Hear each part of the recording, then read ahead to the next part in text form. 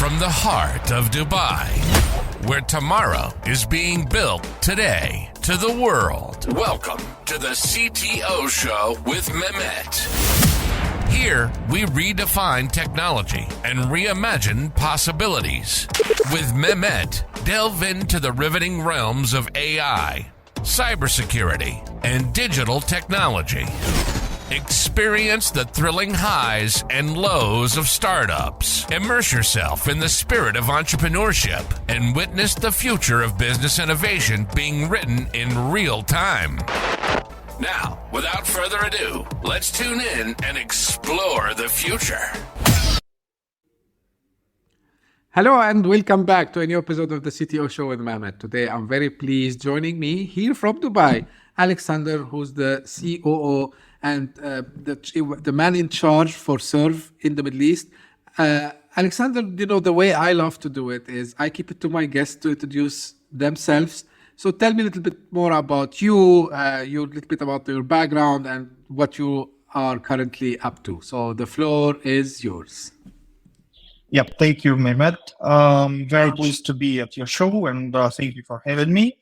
A few words about what we are doing and who I am. I am the Chief Operating Officer at Syrve in the Middle East. We are covering the MENA region. I am a person with 12 years experience in tech for food, basically in automation of the hospitality enterprises, restaurants, cafes, and what sorts of all sorts of food serving entities.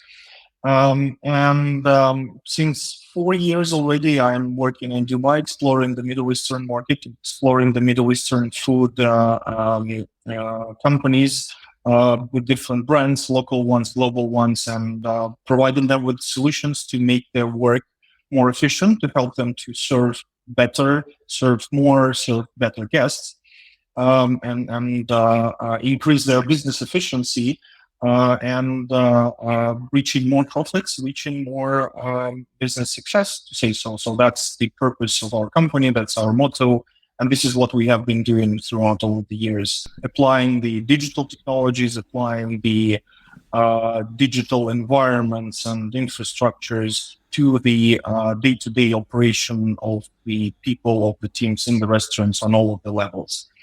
So that's basically, in a few words, we are creating a solution which is so deeply integrated and so on so many levels. So you could be speaking hours and hours about that. Sure. But, sure. We will discuss this. We will discuss this, kindly bringing why you're doing this. I mean, what's the main idea behind Syrve? But before I, go to that direction, Alexander. And this is kind of out of my own curiosity because, I've checked and you have background in IT as well as the food tech. So what actually drew you to take the F&B industry as your main, area of interest, rather than maybe something else? Well, that's a very interesting question. And I would say that it's, as many things are happening in our world, in our lives, this was kind of a game of a chance, because previously I've been busy with completely different areas. I was more into the hardware technology. I was working in a company providing the hardware and equipment for airports. So my life is a little bit connected to the aviation, which I'm a big fan of, but it's now more of a hobby. And then I was on the, and that was 12 years back, by the way. And I was on the, and I was younger, and I was trying to explore what else is there for the career opportunities. And I was invited to a company which was doing the restaurant automation back then. And I found that this could marry two passions of mine, except for aviation, obviously, the food, the restaurants, and the technologies which were back then arising, and the internet was developing, and the different gadgets were developing. And I didn't know anything about the technologies in the restaurants. All I knew is that there are restaurants, and some of them I like and some of them are not. This made me think, okay, I might start exploring that. And the opportunity was quite lucrative, and the offer was quite lucrative. But that's like back then, again, 12 years back. And when I entered the company, and I was invited to do the international business development, so another my kind of passion kicked in, the travels. I understood that I didn't know anything about the restaurants, and it opened to me that there is a whole big world of not only business, and saying about the business, like the restaurants in people's minds, in a lot of people's minds, the restaurant is something you open when you are already rich. Do not the normal people, they do not frequently describe restaurants for them as a business. And I understood that it's a business, it's a serious thing, it's a very serious business, which is based on figures, which must be based on figures. And actually, there is a lot of customers which we have to persuade that, yeah, you have to start calculating stuff in your enterprise. I understood that that's a very interesting amalgamation of passion, because all the restaurant owners, all the people who start the restaurants and have this craving for serving food to people, they put a lot of passion into that.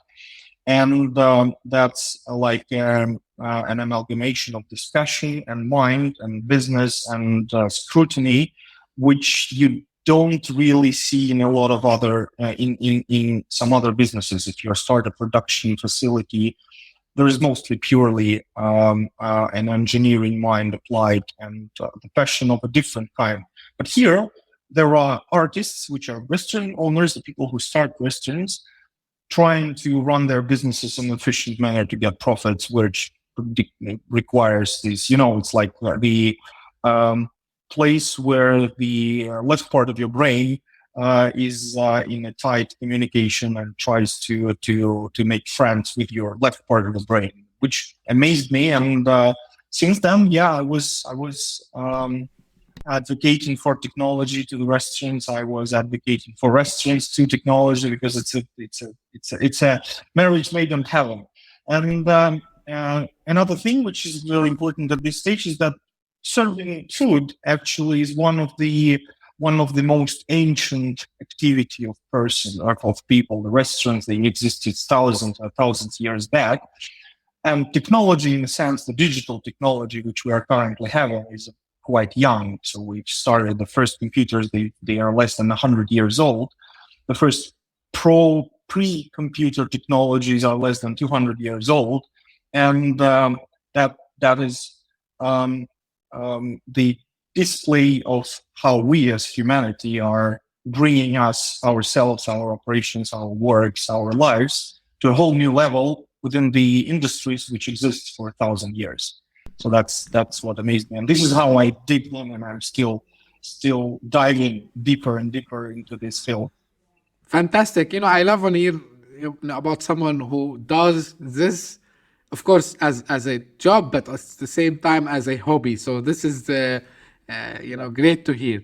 Now, you mentioned something which is very valid, like serving food to other people is something very old, and this industry is an old industry. Now the question is, when trying to implement new technologies, and especially I know you at Syrve, I mean, as a company, you use these technologies. So for example, AI forecasting, Face ID, I'm sure maybe people would think that this will bring to me more challenges.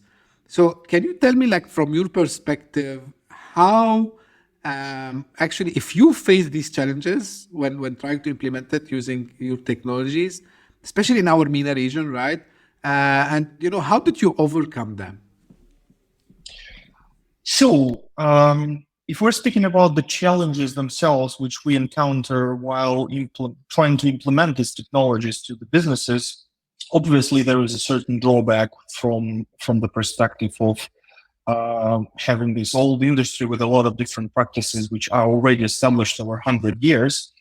it's sometimes a very difficult thing to implement something new, a new practice, and have a breakthrough in how people run their businesses and how do they do the operations. Because from the perspective of the business itself, restaurant is a very intense thing. It's much more intense than any normal production, because you have again, the amalgamation of these technologies, like from the food processing perspective. So basically any restaurant is a kind of a factory where you have supply, you have the processing, and it has to be on a certain level of hygienic standards, and you have to maintain that and apply all these things. Then there is a front office, front of the house, where you have to be more humane. You have to apply your hospitality to the guests, speak to them. So it's a more of a humanitarian thing. And when technology comes in, sometimes it is quite difficult to prove to the owner of the business or to the managers of the businesses that it's actually going to bring a certain advantage to their business. It's going to bring good to their operations. The good thing here is that apart from their work, apart from their restaurant, they're using these technologies all the way in their day-to-day life.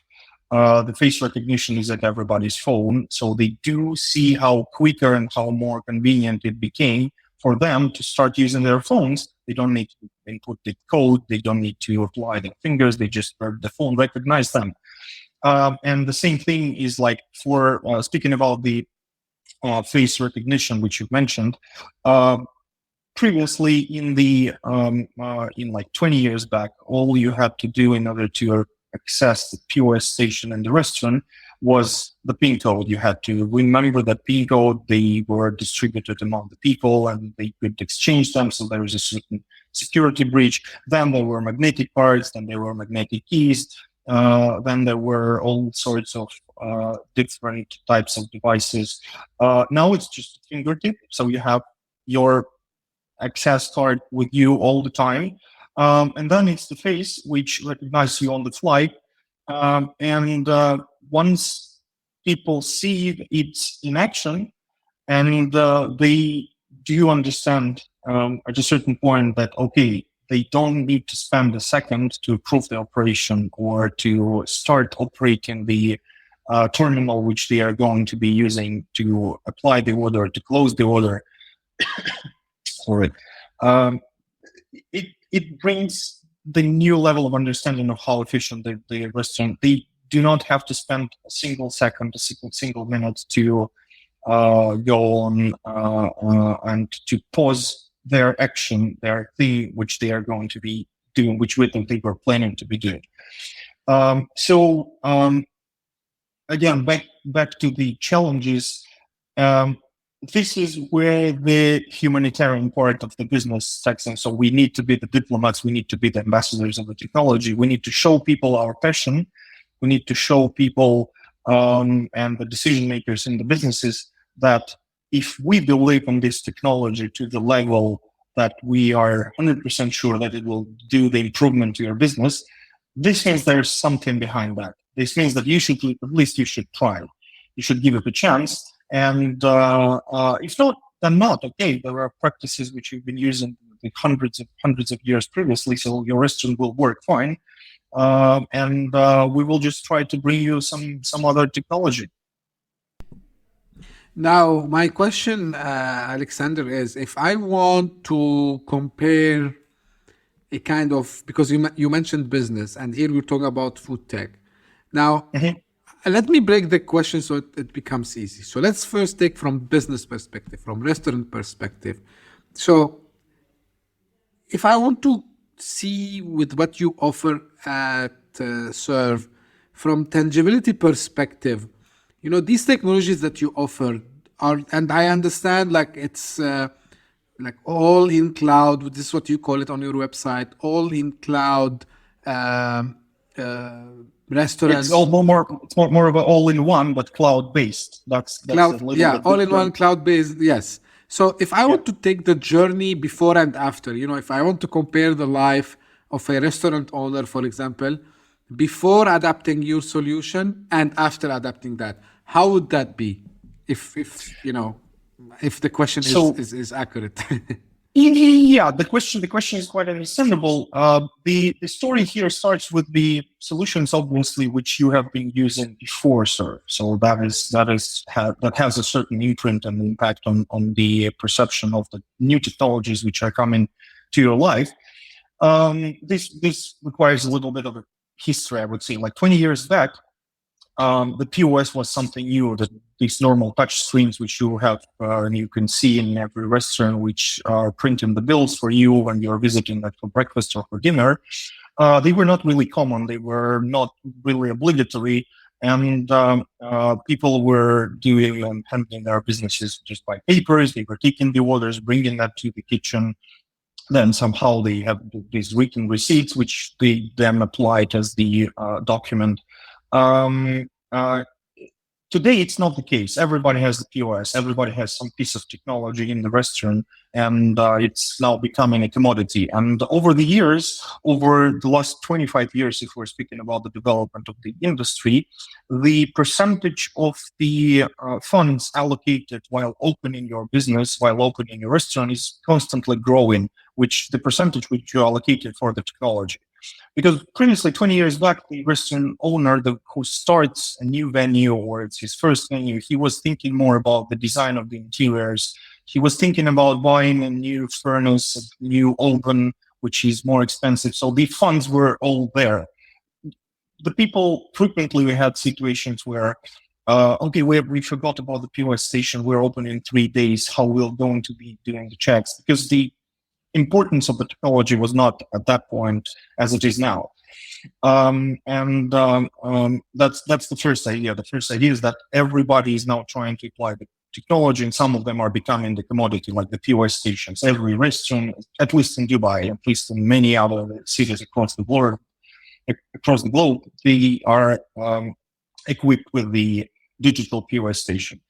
And then people start exploring what else is there from the technology perspective.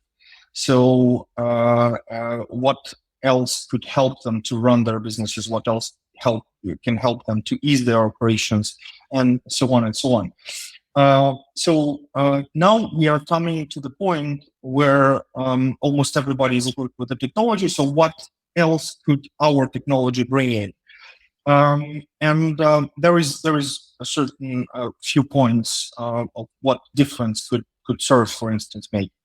We're referring to ourselves as the all-in-one system, which is cloud-based, and many of the businesses in our field, they do refer to themselves, and their main product is the POS, point of sale. We more prefer to name ourselves as the restaurant management system. So this is the first difference which we see in comparison to our competition. As I've mentioned previously, restaurant is a very intense and a very specific type of business. It has everything starting from the production to sales to managing the employees, and it's a very intense thing. And the people who are working in the restaurant, they have a very, very different level of knowledge and competence and discipline, and the level of their skills is very different.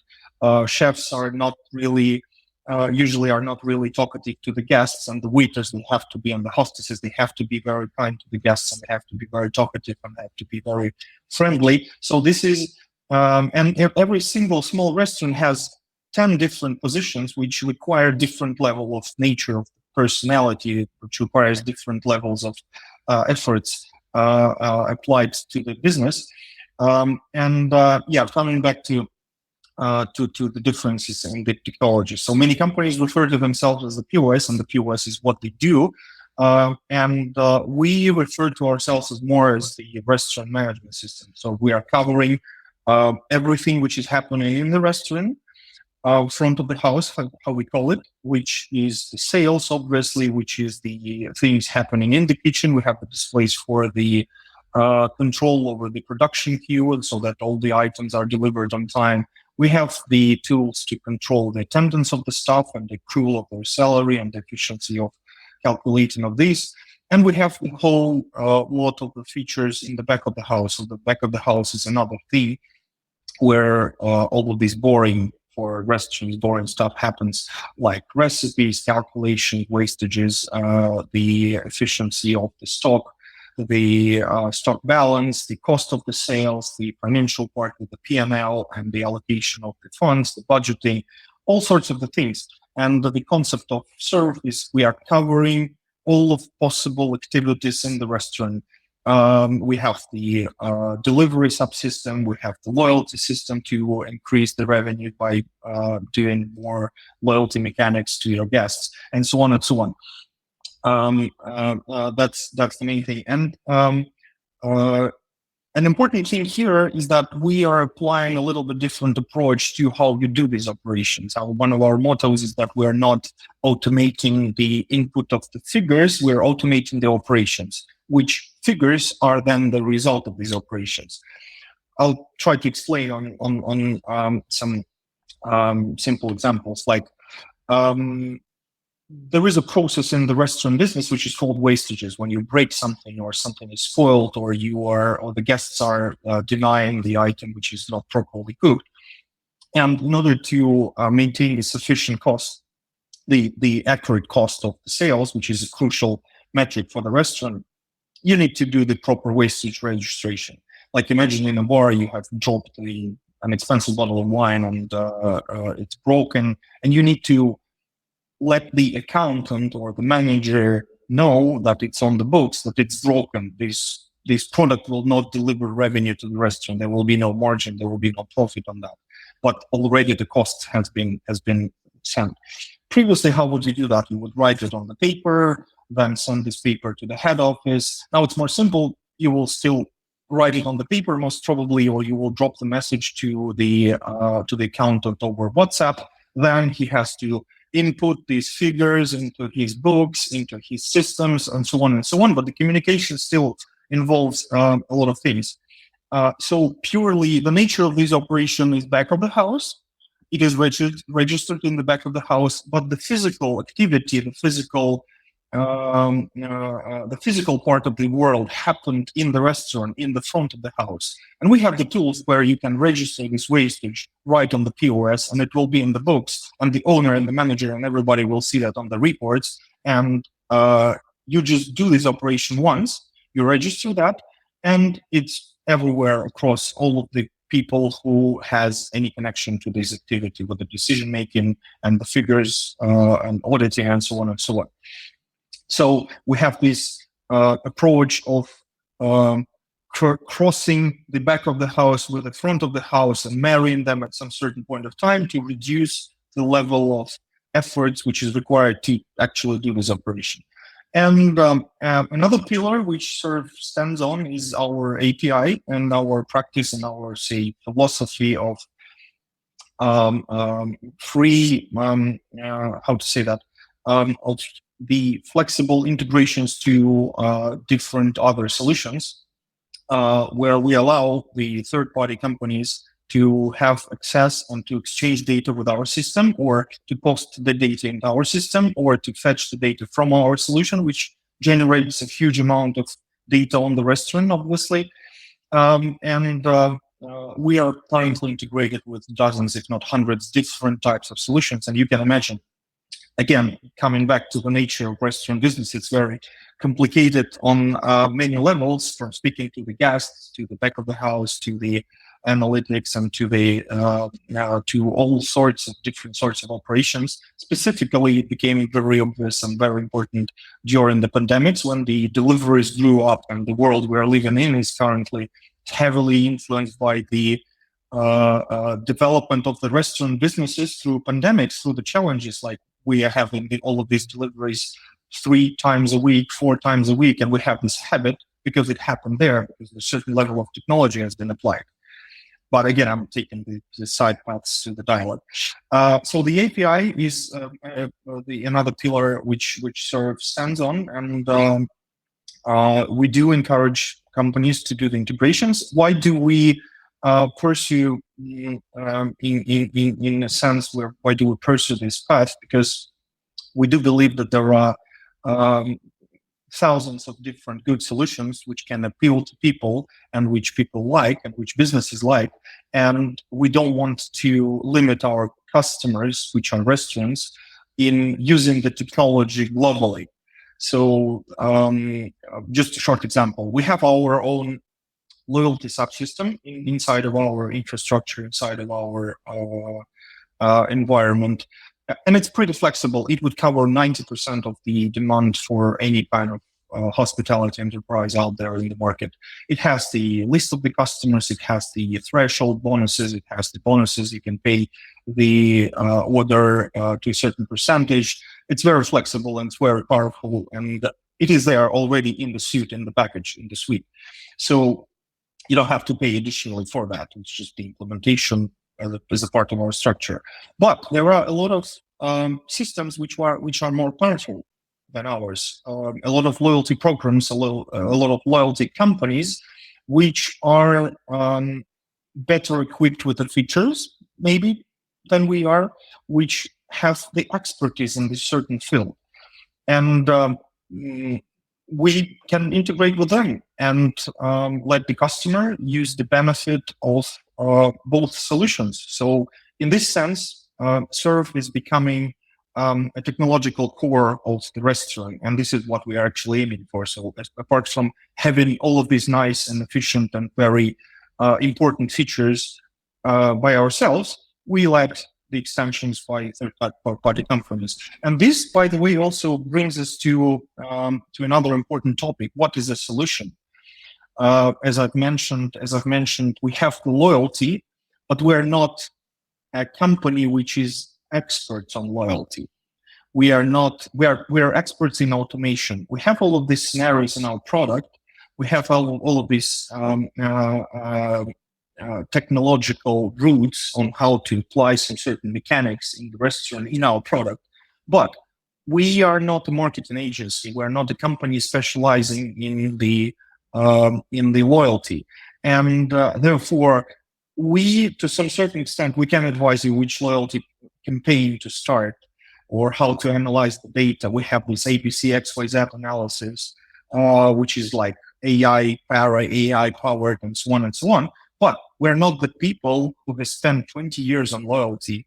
We're not the people who can take you and provide you this solution in a broader sense, together with technology, together with consulting, together with a certain support on that, and so on and so on. So this is why we are embracing all of this technology with our hospitable API hands, basically.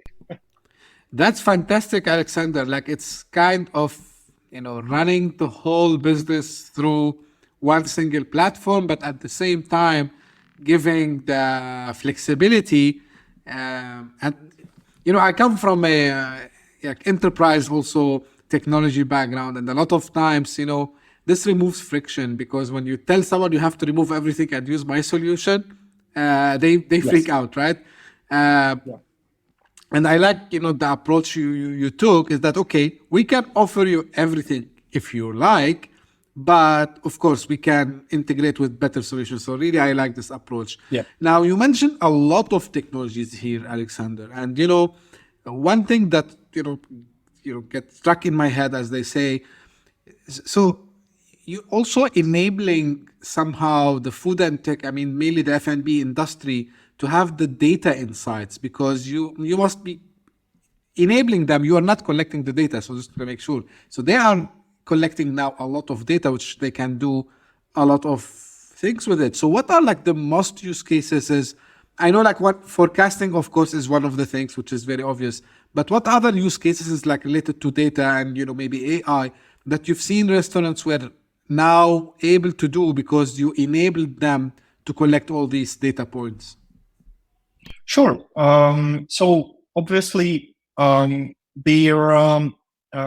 first thing first, what is technology in a sense of civilization, to say so? So technologies help us to do the tasks which we were doing previously, but in a more efficient manner, so we can drive faster. So the cars allowed us to drive faster to get from A to B in a less time than we were doing that with horses. The planes let us travel between the continents, but still it is traveling. We could do that 100 years back. We could do that 500 years back. Of course, with a certain conversion, because you need to swim through Atlantics and so on and so on. So the amount of efforts you're doing to do the same tasks and to achieve greater results is reducing by using the technology. So normally, every action, not normally, but if you would apply a certain level of efforts and a certain level of human resources which will be used, you could run any restaurant, any chain with using just Excel. If you can do that even on paper, but that will cost you a lot because the amount of time you will be spending to get the P&L report will be enormous. By technologies, we're reducing this time of delivering this result to almost no time, because the data which is generated by the system, not only collected, but also generated by the system and applied to certain interfaces and certain formulas and certain way of allocating that in people's minds, to say so, that makes it easier to get to the point, to get this data, to get this validation of your activities, or to give you the insight of what exactly needs to be done. And for instance, speaking about the forecasting is obvious thing, like you're forecasting the revenue which you're going to receive tomorrow, the day after tomorrow, and so on and so on. But that's just the first step. By forecasting the revenue, this does not this does not give you anything in terms of what to do. But if you apply the next step to that, by predicting tomorrow's revenue, the system could help you to predict the amount of resources, the amount of supply which you will need. This is where the important thing starts. This is where decision-making starts. And the system basically helps you to understand what amount of supply and the products and the food you need tomorrow to serve the guests to the level to support your revenue. By that, you would understand whether you can afford this or not. By that, you can understand whether the supply could be on time or not, and how can you change that, or you need to instruct your waiters to offer other items in order to not let the guests know that you're short of something. And there's like various different other techniques. And at some point, it can help you to do the thing which we call menu engineering, to say so. It's like the ABC XYZ analysis, which helps you to understand the efficiency of each and every item from several different points. How frequently is it sold in your restaurant?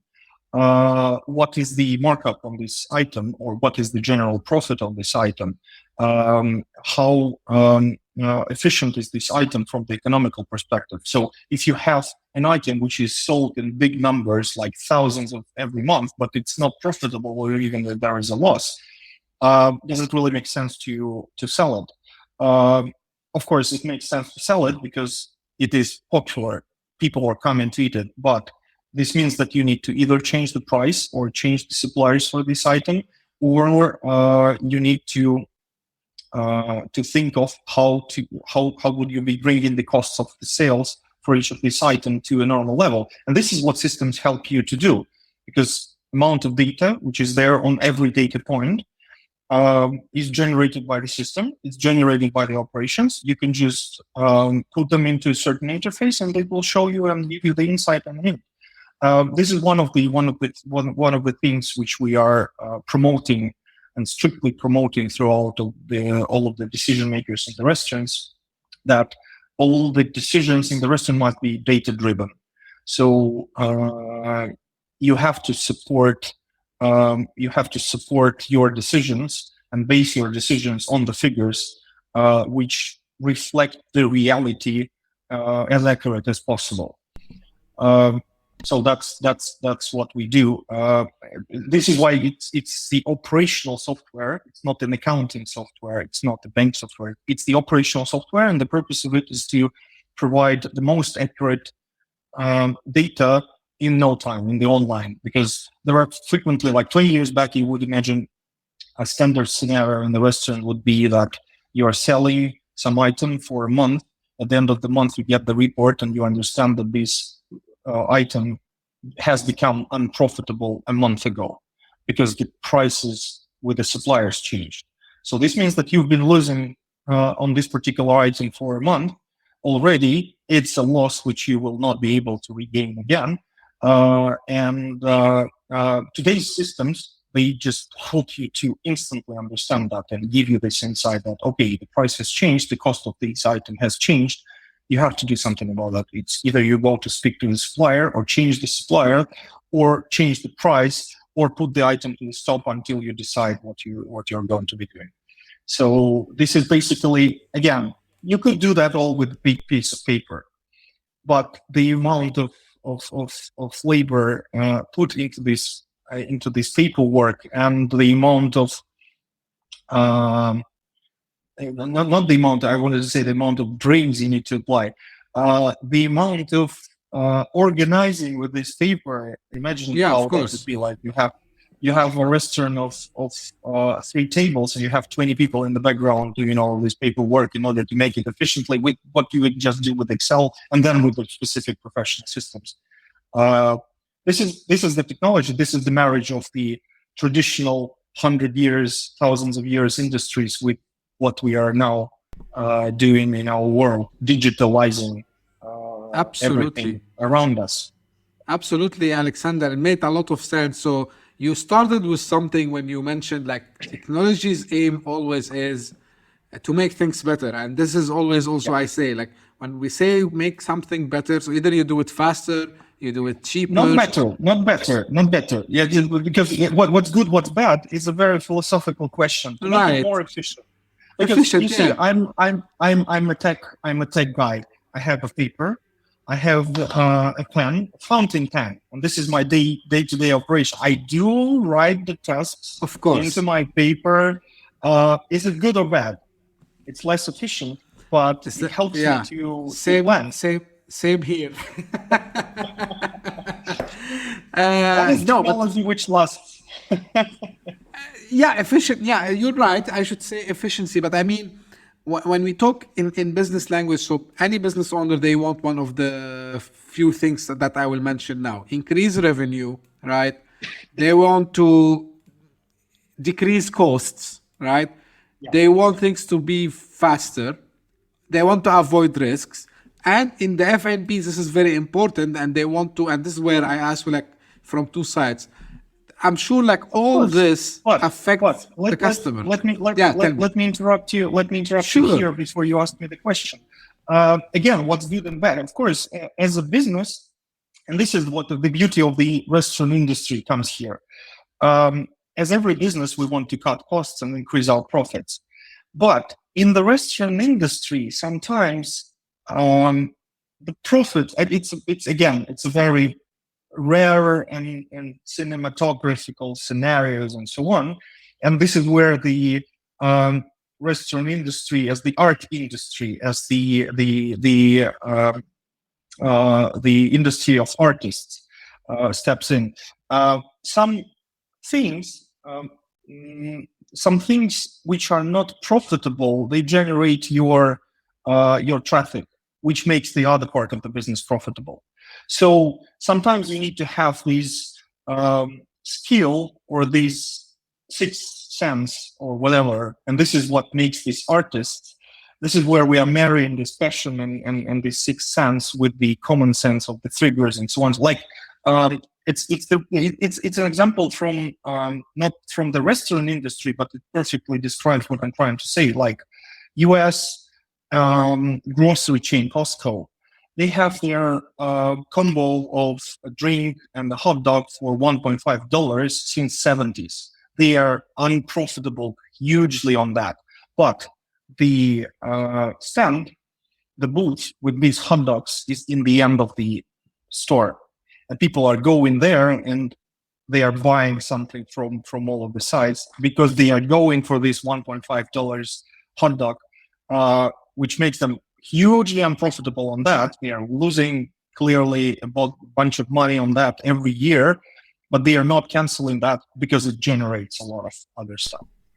Yeah, you need to see the big picture in business sometimes, Yes. and Yes. you don't focus. Of course, like yeah, I fully understand this. What I wanted to say before I ask you the question, which is actually you answered indirectly. So all these things you mentioned, Alexander, because you optimized, let's say, the operation, so that reflects on the end user for restaurants, which is us going there. Yes. So Of so course. I would feel like this menu is designed from price perspective, for me, because now they know my let's say habit, budget, whatever. So they would know who usually comes to their place. At the same time, like of course now we see it everywhere, especially here in Dubai, and this I'm relating to to the question. So we see like the adoption of technology and makes the customer happy at the restaurant, or in even if you are sitting in the hotel and ordering something, they are leveraging this technology as well. So because you cover multiple countries, and so from your point of view, especially when we talk about the MENA region, like how have you seen the adoption for the technology, and the reflection of also like we are a technology driven kind of economies now. So do you think this is now as the expectation is, or should it be like much more? And if not, like how do you see things, from adoption perspective in the F&B for the technology in the coming years? How do you see the trends that you believe will be transformative for this sector? Well, obviously, the adoption of the technologies is happening, and it's happening very fast. For instance, and specifically in the MENA region, for instance, if you are visiting restaurants and places, I don't know, like 3 years back, you would have to pay for your order either by cash or by card, and you have to wait for the waiter. Now, almost every restaurant is equipped with a QR code, so basically, you don't have to wait for anyone. You just log in, you just scan the QR code, and you do the payment, and it allows to make it more convenient if you are dining in a group, that everybody can pay for their item only, and they don't have to wait for the waiter. That's one of the examples. For instance, we're still struggling with at some point with in the region with the tips. For instance, if you can remember that once the waiter comes to you to your table, and your order is somewhat like 260 dirhams, and you're telling him like, okay, let's make it 300. Your service was very great. He's doing that manually, and then we get the check, and at the end of the month, he has to tell the owner that, yeah, or the manager, or however this is done, yeah, this is the amount of tips which I have been granted, and so on. So it's a complicated process, and there is still a technology to be applied to make this process easier, and so on and so on. So speaking about the adoption of technologies, obviously we are looking at ourselves as the introducer of these technologies to the market, and we're doing everything which is possible to apply these technologies to restaurant operations and to make them usable, and to make them the day-to-day life in the operations of every restaurant. If we're speaking about the trends, obviously AI is the trend, it's overhyped, and so on and so on. And it is going to be heavily in use in the restaurant business and it is already in many cases, and we use that in our solutions as well, in some of our integrations, because the amount of routine work, which is currently being used throughout the industry, we can delegate that to the AI. But that is only about the AI. That is only about the routine work. To my mind, speaking about the topic of AI, it will help greatly to reduce the amount of labor we need to do this routine, day-to-day, simple, but big in bulk, big in amounts work. This can be done by AI. But as I said, the art of creating a restaurant and the art of feeling the people, of speaking to the people, this can never be replaced by AI, I think, because to my mind, the AI cannot create things. It can reflect things. It can gather the experience and create the amalgamation and some mixture of something which has been already created, but creating is the prerogative of human being. So this is what makes us unique, and this is what will not replace the main technology in the restaurant. Is like the human being. Speaking about more of the regional development, I see a lot of efforts applied by the governments of the region to introduce more technologies into their day-to-day life, and you can see that again in Dubai, where you have all these digital interfaces, and you can apply to any kind of governmental body for anything using this.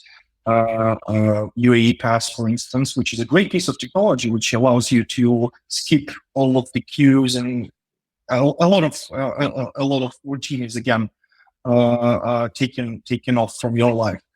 And I see that the region, as I've mentioned, the governments are trying to apply as much technology as they can. I see that the region is craving for technology, and from the geopolitical perspective, the region is more and more interesting for the people from across the globe. As you see in Dubai and in other countries of the region, the people are coming from all over the world. They're bringing the best with them. They're bringing their technologies. They're bringing their experience. They are bringing their approaches in business. And I believe that there is going to be a lot of news and changes throughout the next few years in the day-to-day lives of ours. And since the restaurants are an important part, restaurants and overall hospitality enterprises, they are an important part of our day-to-day life. So this is what we are going to be seeing in these venues as well. Absolutely. Now, one question for you also, Alexander, which is interestingly, you how I would say this, you have a good verge, not only from the technology part, but from on the operations part of the F&B business. So, and there is a saying, which started when all this digital transformation things started to happen, where we start to tell customers, to tell enterprises in other sense, hey, you have to become a technology company yourself, or you will become obsolete, right? So from your perspective, if we want to think about, I want to have to be this kind of company, but can you tell me how this will allow me, let's say, to scale? How this will allow me maybe to go and open in other places, in other geographies? What's your advice actually to people in this business? In F&B business, who might be listening to us today, or people who are like fans of food tech and everything that enable this sector. How this can be a way for them to grow across borders, in your opinion? So that's a very interesting question, and I would start answering that indirectly. For like how the nature of your business, what is the nature of your business? Obviously, if you are a restaurant, the nature of your business and the purpose of your business is to serve food to people. This is what you're passionate about.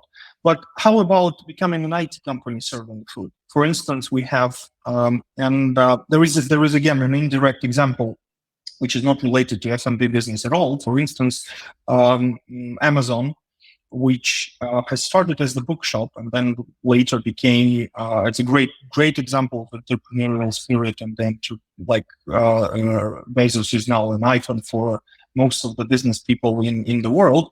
And they started as the bookshop, then they became a marketplace.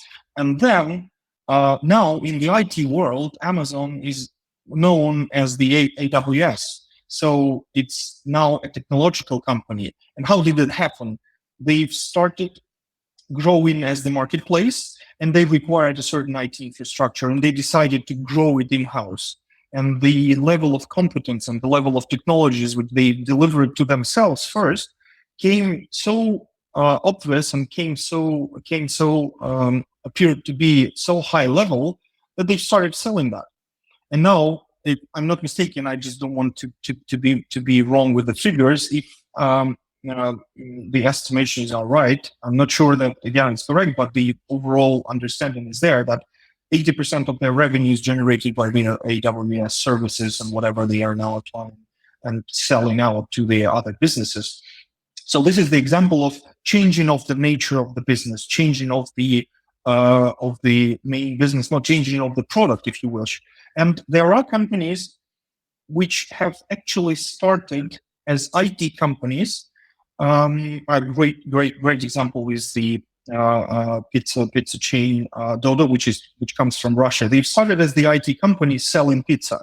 So the core of their business started as an IT product to make it as efficient as it's possible to serve pizza to people. They are now opening in Dubai. They have opened a couple of places in Dubai. And that's what they do. They deliver their all of their franchises, to all of their business partners. They're delivering this solution, which helps them to run the business in the most efficient manner inside of their pizzerias, inside of their delivery processes, inside of their supply chain, and so on and so on. There are certain disadvantages of this approach in terms of the restaurant business, but it is what it is. It helps them to grow. They are now hundreds of pizzerias across the globe. They are like a significant player in the market. Another example is the adoption of the technologies, of the IT technologies, to another pizza giant from US, Domino's. The Domino's, at some point of time, they understood the value of the technology. They've understood that this is what will help them to make their business efficient, and to raise their efficiency and to maintain their efficiency. And they've adopted and they bought some technology. They bought some technological company to run the operations. And now they are delivering that, they're developing that in-house. And that helped them to raise their market cap greatly. Because now at any moment of time, they understand what is their revenue going to be in the week time, in a month time, what are the areas which they are not covered, what are the areas they want to go, what are the areas they don't want to go. And there is a whole lot and a whole amount of data sets which they are generating and operating to apply to them. And this is what investors like. Any investor would be happy to invest into a company which knows their revenue in a month, which know on a bigger scale. And imagine they have 50,000 restaurants across the globe. How do you manage this kind of behemoth business, which is again intense? It's a production of food which has some sanitary conditions, where the people who are not very well educated and were not very well competent in something work, like imagine who are the people who are starting their careers. They don't have experience. They come from a lower level of education and they are building their careers in Domino's. But at this level, we can do mistakes, and you have to run all of this huge infrastructure in dozens of legislations. This is another thing. The legislation is a very important part in the restaurant business, to say so, because there is a whole bunch of different fiscal laws in different countries and different means of how do you provide this fiscal information to the government. And it's obvious, because now this is where it comes, that restaurant is not just a piece of art, it's a business and an entity and a legal entity where you have to follow some certain guidelines and directions in every country, and they are different even in the same regions. So speaking of this, the advice is, yes, you definitely need to apply the technology to your business. You definitely need to analyze what fields of operation you're lacking in. Either it's a revenue, then you need to work on the loyalty and to add more guests. Either it's on the efficiency of your internal structure, of your internal business processes, what is the cost of your sales on average. If you don't know that, that's the problem, because you cannot control something you don't know. So you need to start calculating your costs.